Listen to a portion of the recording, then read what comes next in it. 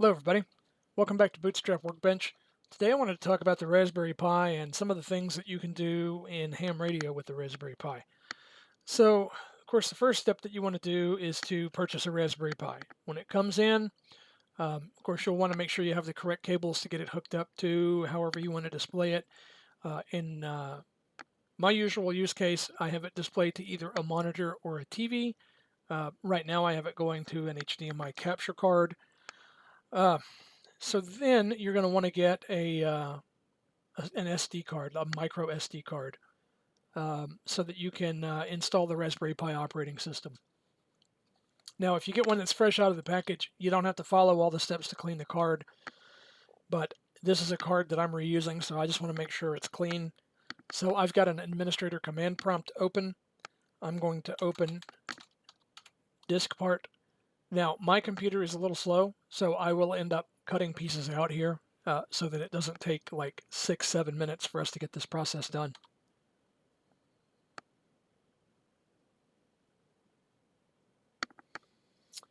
All right, so we've gotten to the next point here. Now we need to list our disks.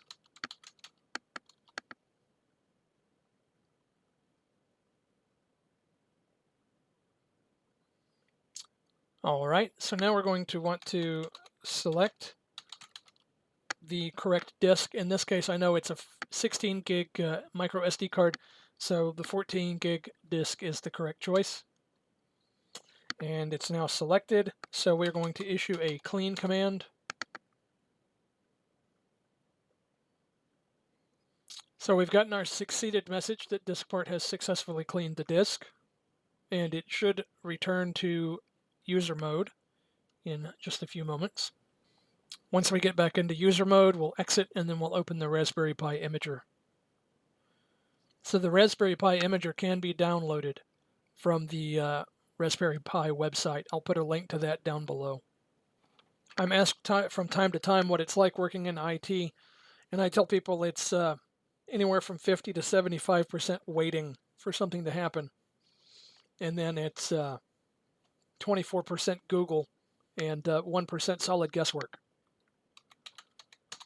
All right, let's get the Raspberry Pi Imager open here. Okay, we're going to choose our device. And the device I'm installing for is a Raspberry Pi 4.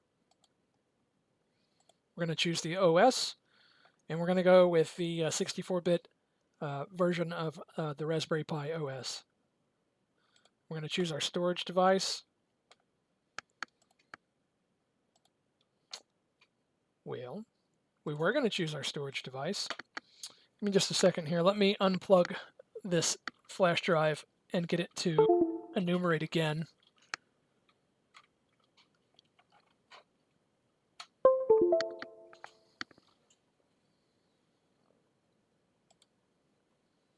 Ah, there we go. Perfect. Now we've got it. So Raspberry Pi 4, Raspberry Pi OS 64-bit, and our mass device, our mass storage device, the 16 gig SD card. We're going to go next. Let's go ahead and apply some customization settings.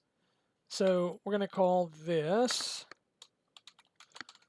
K85 TKR RPI. Let's set a username and password here. We're going to call this KD5 TKR. Now, it is a Unix type OS, so it is case sensitive.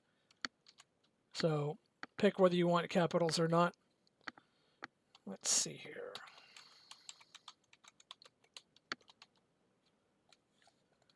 Wireless LAN. I'm not going to worry about that right now. I have it directly cabled. But I am going to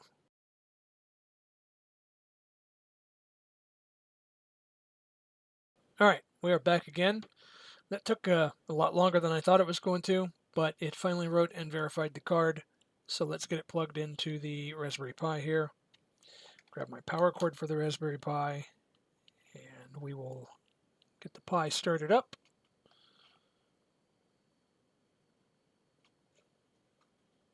Ah, there we go. Good.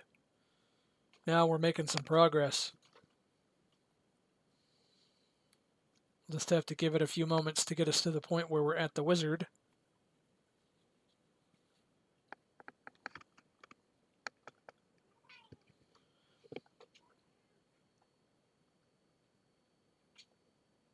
Yeah, I see ya. Go on, kitty cat. Hopefully we're not stuck in a boot loop. Oh, nope, there we go. Excellent.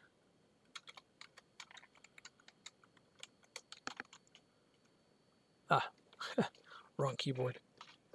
Let me find the correct keyboard here. That's what happens when you have too many things plugged in one space. Okay. Now, if you hadn't pre-configured all of that information, it would ask you to configure it at first boot. So it looks like we are up and running. So the first thing I am going to do is I'm going to update the operating system. Looks like we're still in the process of getting stable from the first boot here.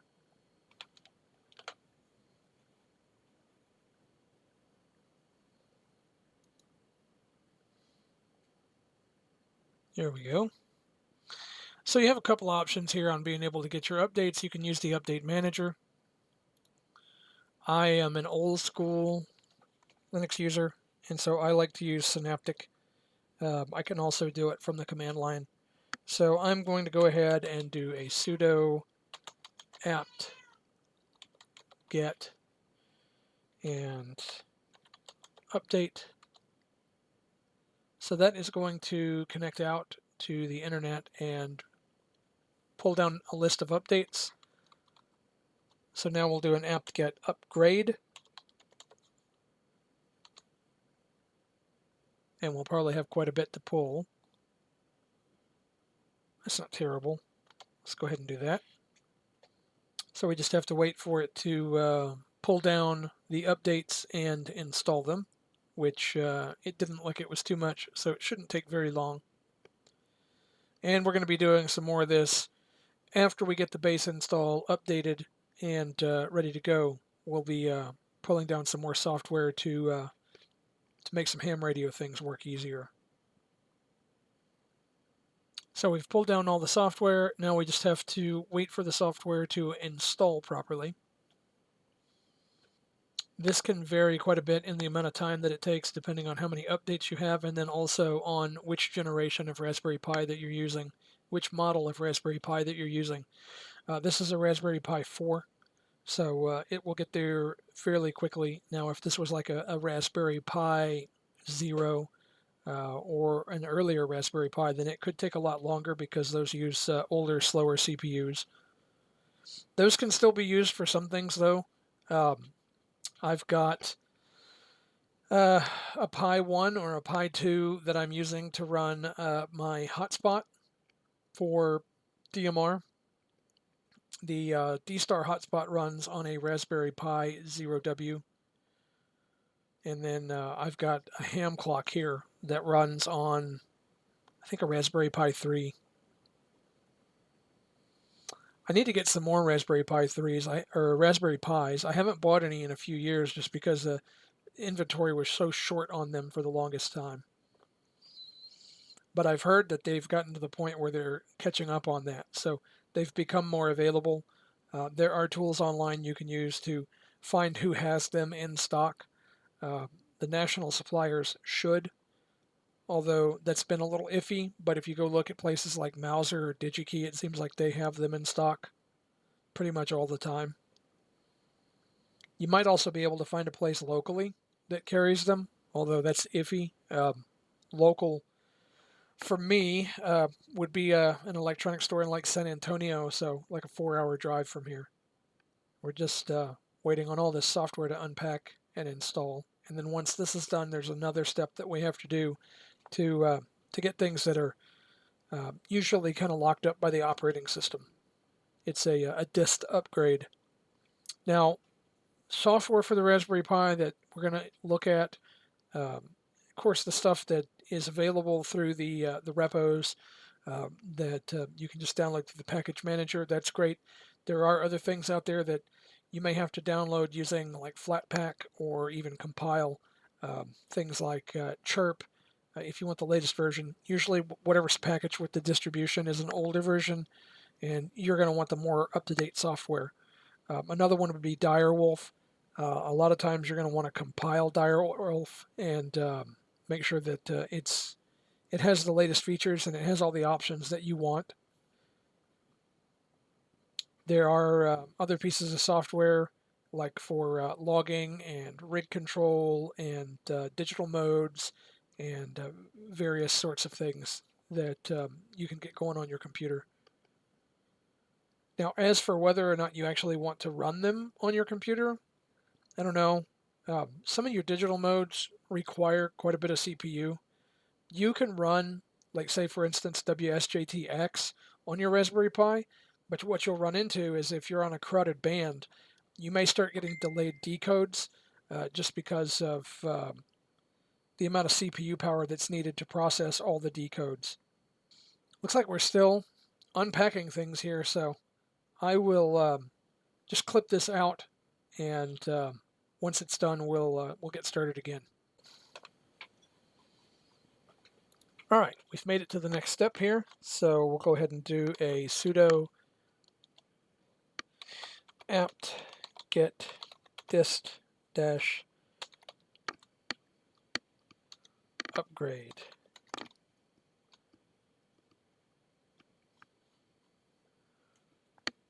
And we have more software to get, so we'll get this process started, and then I will clip this part of the video out so that you don't have to sit and watch all this software install. All right, let's get back to it. So we've got that done. Now I want to make sure that we have Synaptic installed here.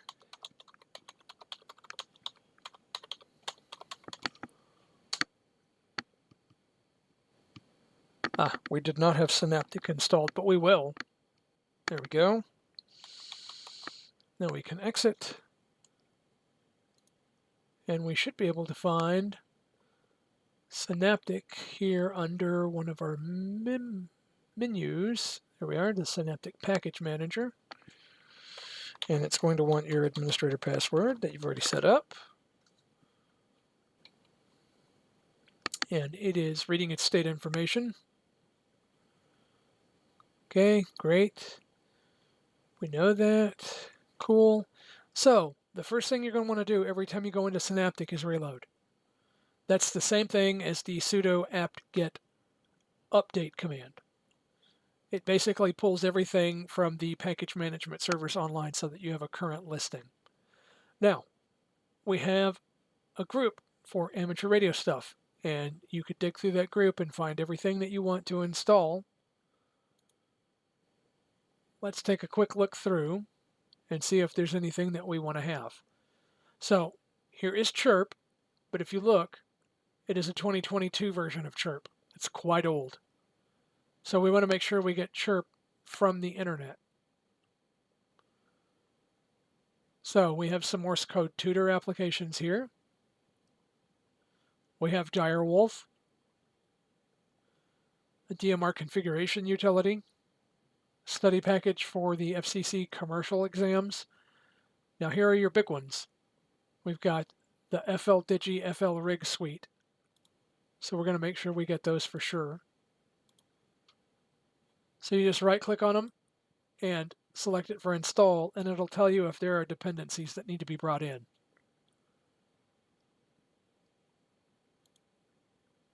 So we'll just make sure that we accept those.